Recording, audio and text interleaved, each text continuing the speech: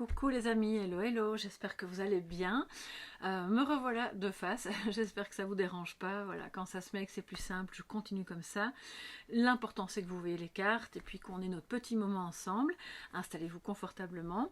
Moi j'ai un café, mais je vous avoue, on est en fait la veille au soir, j'ai terminé toutes les guidances privées et j'avais envie déjà de faire la guidance pour demain. Donc je suis à mon énième café de la journée, mais on va dire que je suis le matin là avec vous puisque je vais me connecter à l'énergie du mardi et vos énergies à vous. Donc on prend ce petit moment ensemble, ce petit café si vous en prenez un aussi, ou sinon je vous accompagne là où vous devez aller, si vous avez vos écouteurs ou quoi que ce soit, je suis avec vous. On prend le tarot, puis ensuite l'oracle de Sceaux et le message de sagesse avec l'oracle des nombres. Merci, merci à tous pour votre fidélité, vos abonnements, vos likes. Si le cœur vous en dit, vous pouvez partager bien sûr mes vidéos. Qu'est-ce que ces cartes-là font ici? Ouh. Alors, l'empereur et le diable. Bon, on va les laisser de côté. Ils ont peut-être quand même quelque chose à nous dire aujourd'hui, les amis. Empereur et diable qui vont... comment dire, pas se battre, mais qui vont...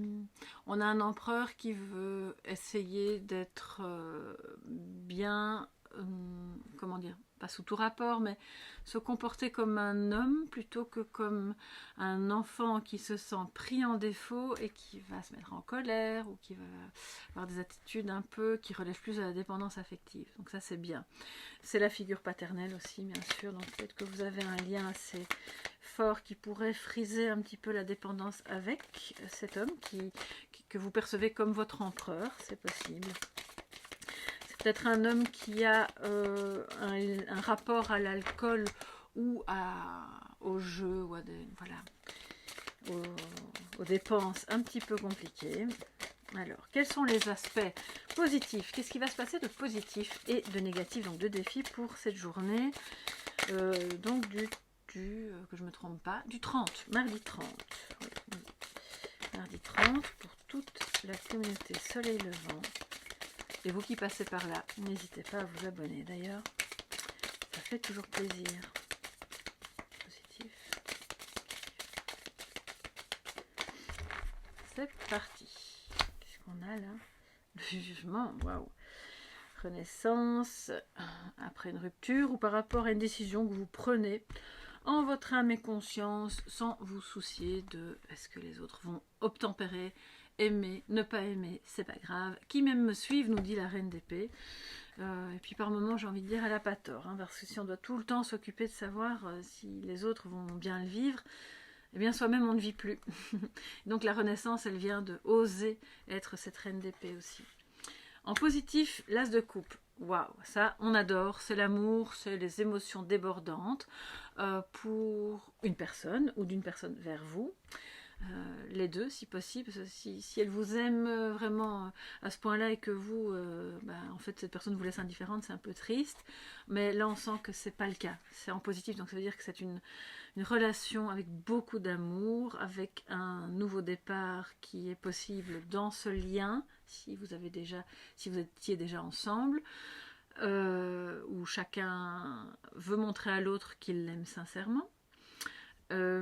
C'est aussi beaucoup d'émotions positives vis-à-vis d'un travail, vis-à-vis de quelque chose en fait qui vous remplit de joie, de bonheur, que vous avez envie de faire, de vivre, voilà. Donc de toute façon, c'est génial, c'est vraiment une très très belle carte qui donne...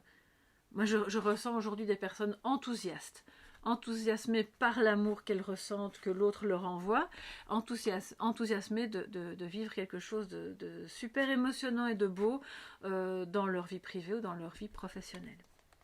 Là, si c'est professionnel, c'est clairement, soit on vous met entre les mains un projet qui va vous enchanter, parce que vous êtes fait pour ça, et que c'est créatif et que vous pouvez vous exprimer pleinement, soit vous allez justement vers un travail, où vous allez avoir des bonnes nouvelles d'un travail qui potentiellement vraiment vous plaît très fort. Donc à ce moment-là, c'est un travail que vous n'avez pas encore mais que vous allez avoir puisque c'est l'as de coupe, donc c'est un départ.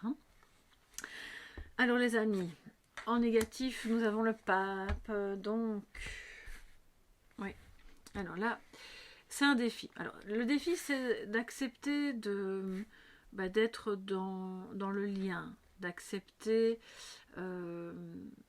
peut-être que l'autre en face, si c'est amoureux, voilà, peut-être que vous êtes marié même, hein, c'est possible, accepter que peut-être pour le moment, cette personne n'est pas au top et que donc même si vous vous aimez très fort et qu'il y a peut-être un nouveau départ qui est possible, ça reste un mariage qui bat de l'aile.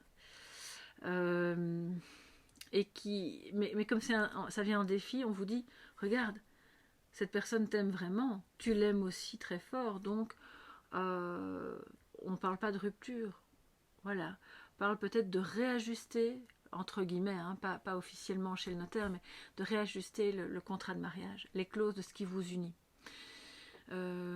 Parce que ça ne vous convient plus, tout simplement. Alors que l'amour, il est toujours là et il est très fort.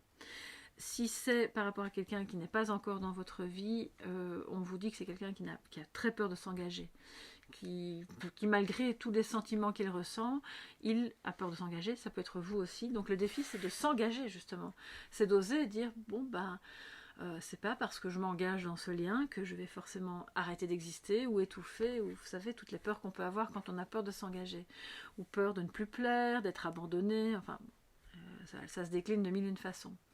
Attention aujourd'hui, pour certains et certaines d'entre vous, aux contrats frauduleux, à des personnes qui semblent expérimenter, qui semblent vouloir vous apporter quelque chose de solide, vraiment, j'ai une belle expertise, je sais de quoi je parle, je connais mon sujet, et puis en fait, vous allez l'engager ou vous allez vous relier à cette personne pour vous apercevoir par la suite que c'était du chiquet, c'était pas fiable, c'était frauduleux, ça peut être une arnaque. Donc, si c'est un contrat de travail, c'est peut-être un nouveau départ vers quelque chose qui vous plaît vraiment beaucoup. Mais soyez vigilants aux différentes clauses du contrat pour que c'est pas forcément un contrat frauduleux au sens de vous allez vous faire arnaquer. J'espère que ça concerne un minimum de personnes, mais ça peut être un contrat qui n'est pas à votre avantage, où finalement vous vous retrouvez par exemple sous prétexte de oh j'adore ce travail, ah ben alors tu feras des heures en plus et puis tu ne seras pas payé. Ou oui, on va t'offrir des augmentations tous les X temps, ou la possibilité de voyager ou de faire des choses, et puis derrière il ne va rien se passer.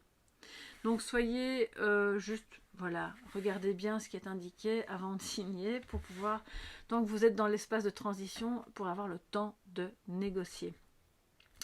Mais pour moi, on a plus du relationnel ici, hein, donc il y a beaucoup d'amour avec de l'autre côté un défi par rapport à quelqu'un qui a peur de s'engager de manière adulte. J'aime pas trop dire ce mot parce que finalement ça veut pas dire grand chose. On peut être adulte et avoir un cœur d'enfant et être hyper spontané. Je sais pas pourquoi, dites-moi un peu ce que vous pensez de ce mot, mais adulte, pour moi c'est un mot qui sonne comme ennuyeux. Vous voyez? Alors que, voilà, j'ai presque 45 ans, donc c'est pas le problème, hein. Je suis adulte, mais pour moi, c'est plus la maturité. Voilà, ça c'est un mot plus positif. Donc on peut être adulte et immature, être enfant et être mature. Donc adulte, ça veut rien dire en fait pour moi. C'est un mot ennuyeux. Ça sonne ennuyeux. Et là, peut-être quelqu'un, voilà, on s'aime, on a envie de ce nouveau départ ou de commencer cette histoire d'amour, mais on a peur de s'engager parce que peur d'une routine peut-être, peur de tomber dans quelque chose de trop cadré ou de trop dogmatique. Et le pape aussi en défi, c'est à l'inverse, attention justement au dogme, à ne pas écouter des gourous qui vont vous prêcher la bonne parole de tous les côtés, à toujours bien vous fier à votre premier ressenti, à ce que vous entendez au fond de vous, parce que parfois des personnes sous l'accoutrement du pape, hein, de celui qui a justement beaucoup d'expérience, qui a une aura, qui est écouté et qui sait écouter et épauler les autres, va amener dans son giron, c'est comme la papesse. Quand elle est en négatif, pour moi, là, c'est clairement le gourou d'une secte. Et là, il ne faut pas suivre. Hein. Donc si Si c'est le cas, alors on m'évite le mot gourou sur des gens qui en fait ne sont pas des gourous. Dès qu'ils ont le malheur de penser un peu différemment, oh c'est un gourou, mais non, non c'est pas un gourou, c'est juste quelqu'un qui pense différemment.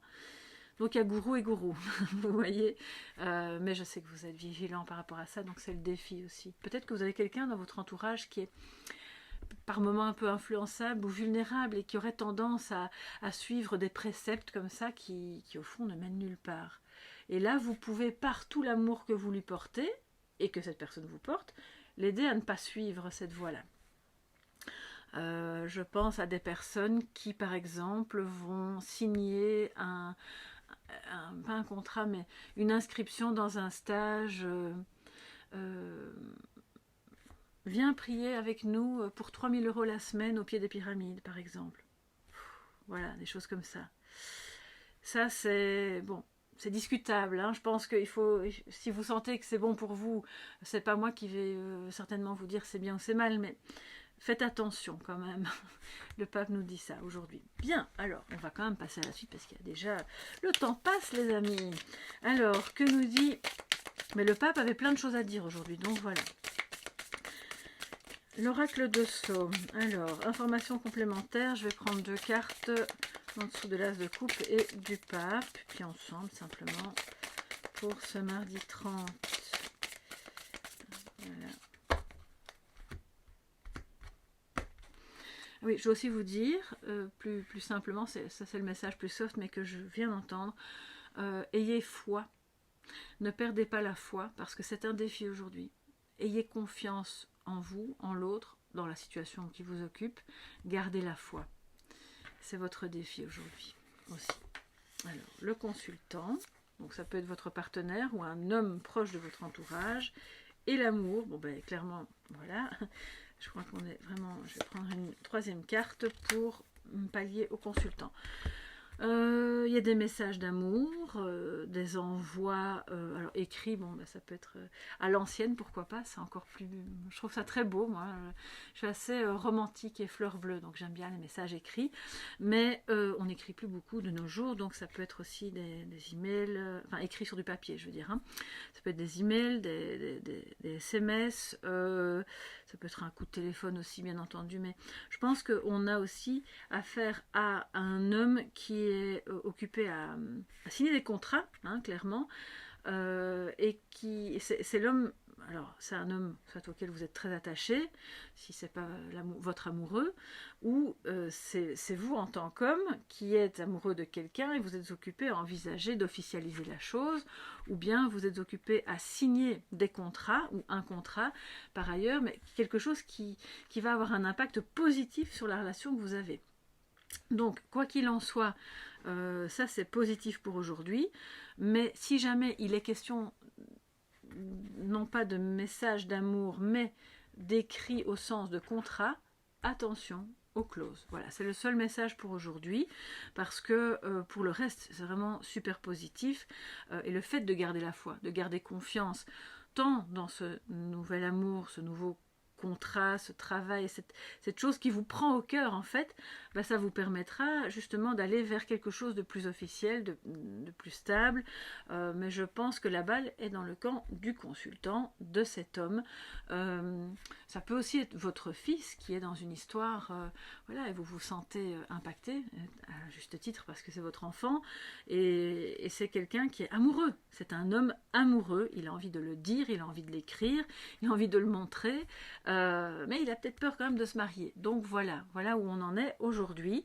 Et pour toutes les personnes qui sont déjà mariées, qui disent moi ça ne me concerne pas du tout, à ce moment-là ça parle plus de quelque chose que vous faites sur le côté, qui vous tient à cœur et qui entre guillemets doit être négocié peut-être avec votre moitié, parce que ça va peut-être vous prendre du temps, que vous serez plus aussi souvent à la maison, ou parce que vous devez vous engager justement dans cette activité, et que donc du coup il faut un accord avec le consultant, c'est-à-dire avec votre partenaire, si votre partenaire est un homme, ok? Donc c'est aussi ça que ça veut dire. Et cette activité peut être de l'ordre d'une formation, comme ça peut être un hobby, quelque chose qui vous passionne, mais qui aura un impact positif en retour sur votre vie de couple, parce que Si tous les accords sont bien fixés, que chacun sait où il va, vous pouvez vous engager corps et âme là-dedans, ça lui fera plaisir puisqu'il va vous voir heureuse. Mais je pense qu'il faut dire clairement les choses. Alors, parce que peut-être certains et certaines d'entre vous ont renoncé à une passion, oui, parce que oh non, j'ai pas le temps, ça va prendre trop, je vais pas faire ça, mais votre relation ne sera que plus lumineuse et plus belle que si vous arrêtez de vous sacrifier pour cette personne en fait. Oui, c'est ça l'histoire. Hein. Alors, un petit message de sagesse, les amis.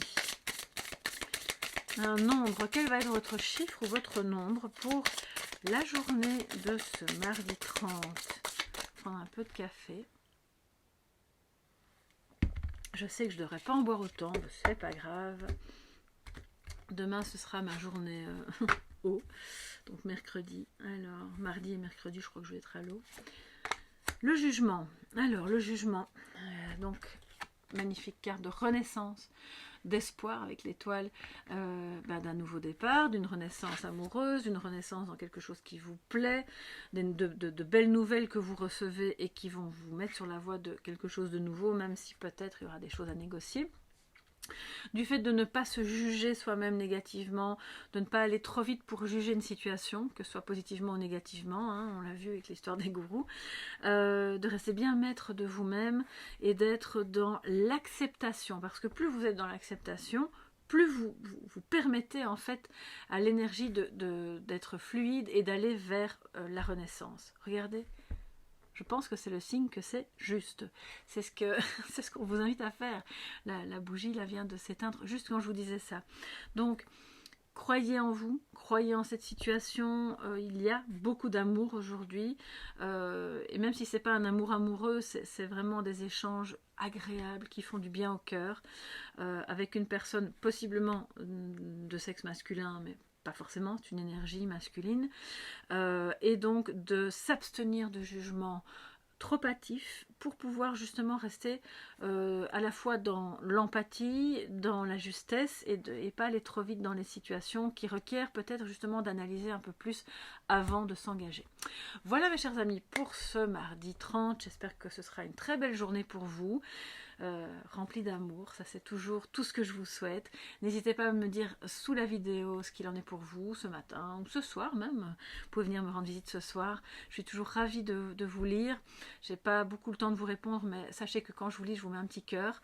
Et puis on se retrouve demain pour le prochain Café Tarot. Si vous voulez une guidance privée, vous m'écrivez à soleillevent@yahoo.com. Merci pour vos likes, pour vos commentaires, pour vos abonnements et pour votre présence. Je vous embrasse. À demain.